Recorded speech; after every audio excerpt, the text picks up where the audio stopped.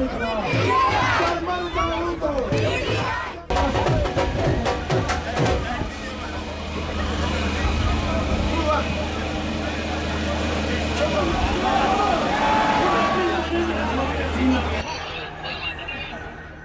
UK से लोग आए हैं और बहुत सक्सेसफुल जलसा हुआ है।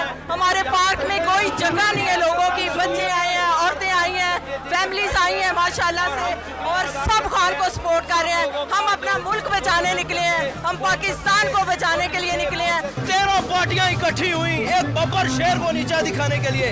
हम मर गए क्या? पाकिस्तानी अवाम मर चुकी है क्या? नहीं, हम अभी जिंदा हैं, अपने बब्बर शेर के साथ हैं हम।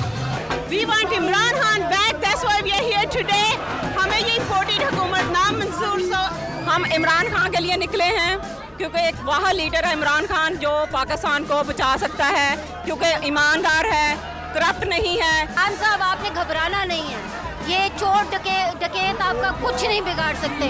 आपके साथ माओ बहनों बेटियों की दुआएं हैं।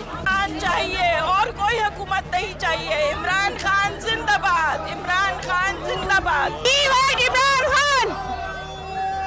We want Imran Khan. Allahu Akbar. We want Imran Khan.